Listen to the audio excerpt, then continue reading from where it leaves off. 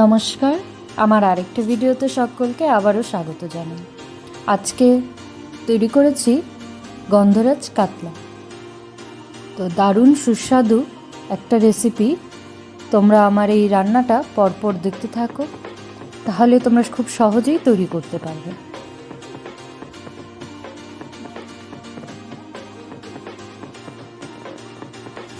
গন্ধরাজ কাতলা দেখতে যেমন সুন্দর লাগছে, খেতেও সেরকম দারুণ টেস্টি হয়েছিল। তো চলো দেখে নিই কীভাবে তৈরি করেছি। এখানে প্রথমে 3 পিস আমি কাতলা মাছ নিয়েছি। তোমরা যে কোনো পিসই নিতে পারো। কাতলা মাছগুলো প্রথমে কাতলা মাছে দিয়ে দিলাম লবণ, গোলমরিচ গুঁড়ো। এবার এই দেখো গন্ধরাজ লেবুর এই সবুজ ওপরের খোসাটা গ্রেটার দিয়ে গ্রেট করে এই দেখো ওপরে অল্প একটু দিয়ে দিলাম। আর দিয়ে দেব গন্ধরাজ লেবুরই অল্প রস।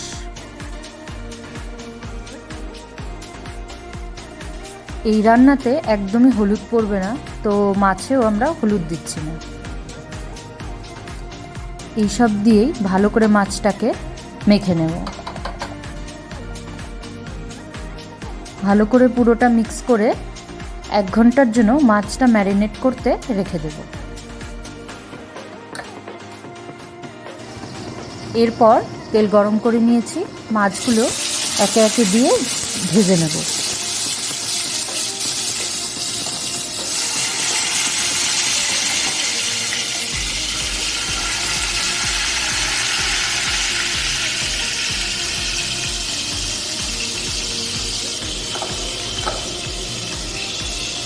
কড়াটা হাফ ঢেকে দিয়ে ভেজে নিচ্ছি। পাশাপাশি একটা পেস্ট তৈরি করব।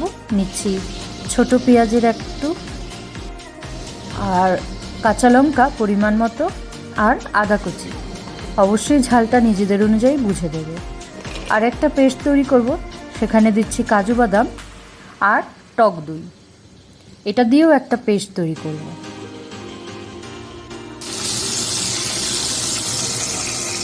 পাশাপাশি আমার এখানে মাছগুলো ভাজা হয়ে গেছে। খুব কড়া করে ভাজিনি, মিডিয়াম করে ভেজেছি। এগুলোকে এখন নামিয়ে নিচ্ছি।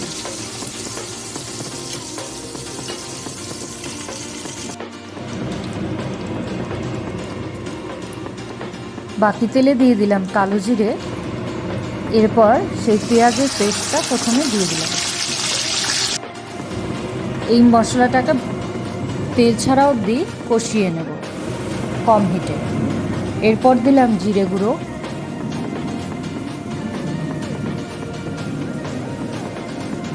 ধনে গুঁড়ো আর পরিমাণ মতো লবণ। এটাকেও মিক্স করে মশলার সঙ্গে কষিয়ে নেব।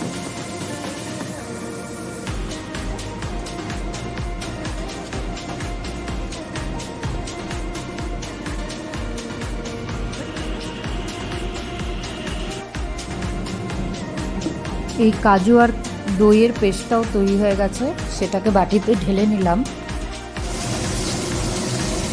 আর মশলাটা আমার অনেকটাই কষানো হয়ে গেছে, তেল ছাড়াও শুরু হয়ে গেছে। দিয়ে দিচ্ছি 2টো চেরা কাঁচা লঙ্কা। তোমাদের ঝালটা অবশ্যই বুঝে দেবে। আমি একটু স্পাইসি পছন্দ করি, তাই আমি 2টো চেরা কাঁচা লঙ্কা দিয়েছি। এখন দিচ্ছি সেই টক দই আর কাজু পেস্টের মিশ্রণটা। এটাকে দিয়েও ভালো করে মিক্স করে নেবে। এই সময় তোমরা গ্যাসটাকে বন্ধ করে দিতে পারো, অথবা একদম লোতে করে রাখতে পারো।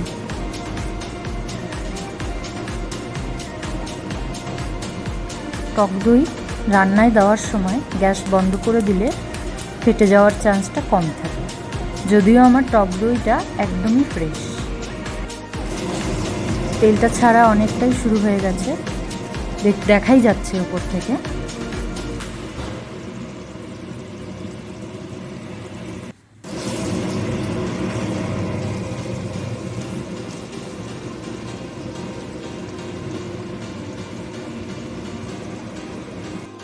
পাঁচ মিনিট পর দেখো কি সুন্দর আরও তেলটা ছেড়ে যাচ্ছে।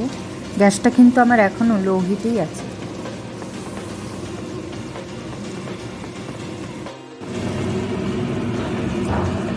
দিয়ে দিলাম এখানে একদম অল্প পরিমাণে জল।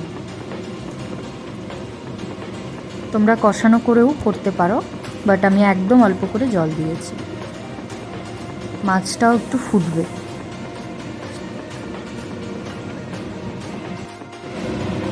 দেখো ফুটে উঠেছে। দিয়ে দিচ্ছি ভেজে রাখা মাছগুলো। আমি কিন্তু একটুকুও হলুদ দেইনি আর লঙ্কার গুঁড়োও ইউজ করিনি আজকে। পুরো রান্নাটাই কাঁচা লঙ্কাই করেছি। দিচ্ছি লেমন গ্রাস, মানে লেবুর খোসার ওপরের গ্রিন যে জায়গাটা, সেটাকে গ্রেটার দিয়ে গ্রেট করে সেটা দিয়ে দিয়েছি। এটা দিলে গন্ধরাজ লেবুর যে গন্ধটা সেটা সুন্দরভাবে আসবে। আর দিচ্ছি সেই গন্ধরাজ লেবুরই রস। এই দুটো একদম লাস্টের দিকে দিতে হবে যাতে গন্ধটা ভালো থাকে।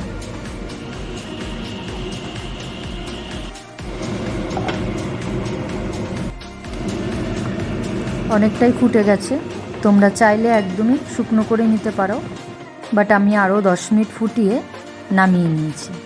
তো দেখতে কেমন লাগছে অবশ্যই কমেন্ট করে বলবে, আর টেস্ট করে সেটাও বলবে কেমন হলো। আপনারা সবাই ভালো থাকবেন, সুস্থ থাকবেন, সবার খেয়াল রাখবেন। দেখা হচ্ছে পরের আরেকটি ভিডিওতে। ততক্ষণের জন্য নমস্কার।